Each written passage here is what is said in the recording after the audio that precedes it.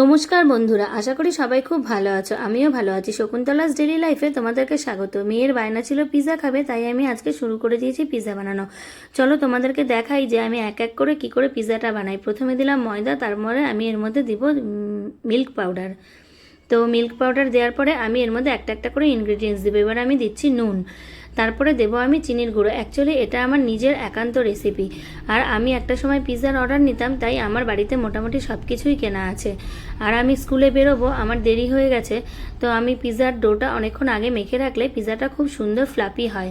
তো আমি ভাবলাম স্কুলে যাওয়ার আগে সব কিছু করে যাই, তারপরে বাড়িতে এসে বানাবো। এবার দিচ্ছি আমি ইস্ট, ড্রাই ইস্ট। তার মানে প্রথমে আমি দিলাম ময়দা, তারপরে দিলাম লবণ, তারপরে চিনির গুঁড়ো, তারপরে ড্রাই ইস্ট। এবার এই চারটা জিনিসকে আমি জল দিয়ে খুব ভালো করে মাখবো। ও হ্যাঁ, আর একটা জিনিস সারা পড়ে গেছে, সেটা হলো তেল। এবার দেখো পিৎজার ডোটা মোটামুটি তৈরি হয়ে গেছে। এবার আমি এটাকে একটা কাপড় দিয়ে ঢাকা দিয়ে আমি চলে যাব স্কুলে। তারপরে আমি স্কুল থেকে এসে এই দেখো আমি পুরো রেডি হয়ে নিয়েছি। রেডি হয়ে নিয়ে আমি পিৎজাটা বানানো শুরু করেছি। পিৎজাটাকে বেলে নিয়ে আমি এটাকে চামচ দিয়ে ফুটো করে নিচ্ছি, কারণ তোমরা যত বেশি ফুটো করবে তত মশলাগুলো খুব ভালো করে এর ভেতরে ঢুকে যাবে। এবার আমি এর মধ্যে দেব পিৎজা সস। এবার পিৎজা সসটা দেওয়ার পরে এটাকে খুব ভালো করে ছড়িয়ে নেব। ছড়িয়ে নেওয়ার পরে আমি পিৎজা সসের ওপরে সব ভেজিটেবলসগুলোকে দেওয়া শুরু করব। এবার দেখো আমি কতটা পরিমাণে পিৎজা সস দিচ্ছি। তোমাদের যদি মনে হয় তোমরাও সেম এইভাবে বানিয়ে খেতে পারো। এবার আমি সবার প্রথমে এর মধ্যে দিচ্ছি অনিয়ন। অনিয়নটা দেওয়ার পরে আমি এর মধ্যে দেবো ক্যাপসিকাম, তারপরে টমেটো, তারপরে পনির।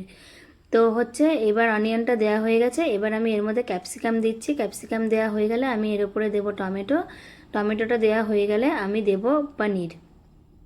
তো আমি বাড়িতে এইভাবেই পিৎজা বানাই, আর এই পিৎজাটা খেতে ভীষণ টেস্টি হয় আর খুব সফট হয়, বিশেষ করে স্পেশালি ব্রেডটা, কারণ দোকানের ব্রেডগুলো অত সফট হয় না। আর আমার একটা সময় ভীষণ পরিমাণে পিৎজার অর্ডার হতো, কিন্তু এখন যেহেতু জব করি, দুটো বাচ্চা, সব নিয়ে পেরে উঠি না, তাই এখন আর অর্ডার নেই না। কিন্তু আজকে মেয়ে বায়না করছিল খাবে, তাই মেয়েকে বানিয়ে দিচ্ছিলাম। এবার আসি মেন মশলাতে। এবার সবার প্রথমে দিচ্ছি আমি অরিগানো। অরিগানো দেওয়ার পরে আমি দেবো এর মধ্যে চিলি ফ্লেক্স। ওই দেখো ওটা চিলি ফ্লেক্স। তারপরে চিলি ফ্লেক্স দেওয়া হয়ে গেলে আমি এর মধ্যে দেবো গোলমরিচের গুঁড়ো। তো চিলি ফ্লেক্সটা পরিমাণে একটু কমই দেবো, কারণ বাচ্চারা খাবে, তাই বেশি ঝাল দেবো না। তো এবার আমি দেবো এর মধ্যে গোলমরিচের গুঁড়ো। তো এবার গোলমরিচের গুঁড়োটা দেওয়া হয়ে গেলে আমি এর মধ্যে দেবো চাট মশলা। তো তোমাদের যদি ভালো লাগে আমার রেসিপিটা, তোমরা অবশ্যই বাড়িতে বানিয়ে খেও। মোটামুটি আমি সবটাই দেখিয়ে দিয়েছি, আশা করি তোমরা পারবে। এবার আমি দিলাম চাট মশলা। চাট মশলাটা দেওয়ার পরে তারপরে আমি এর উপরে পিৎজার যে মেন ইনগ্রিডিয়েন্টস সেটা হলো চিজ। এবার চিজটা দেব। তো আমি কেজি হিসাবে চিজটা ঘরে কিনে রাখি, পিৎজার জন্যও লাগে, প্লাস অন্য কোনো কাজে বাড়িতে চিজটা মোটামুটি আমার চলেই।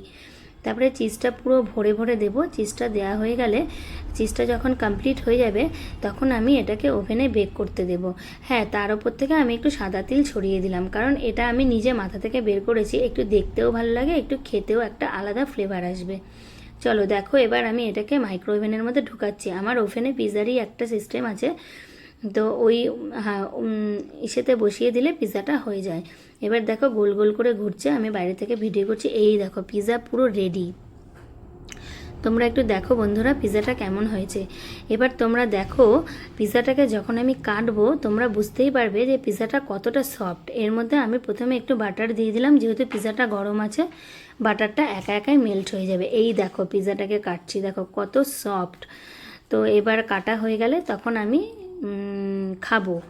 এবার দেখো আমি পিৎজাটাকে একটু টেস্ট করব। এবার টেস্ট করলাম, পিৎজাটা জাস্ট অসাধারণ হয়েছে, দারুণ হয়েছে। আজকে এই অবধি। আমার পরবর্তী ভিডিওতে আমি তোমাদের সাথে আরও অনেক কিছু শেয়ার করব। টাটা।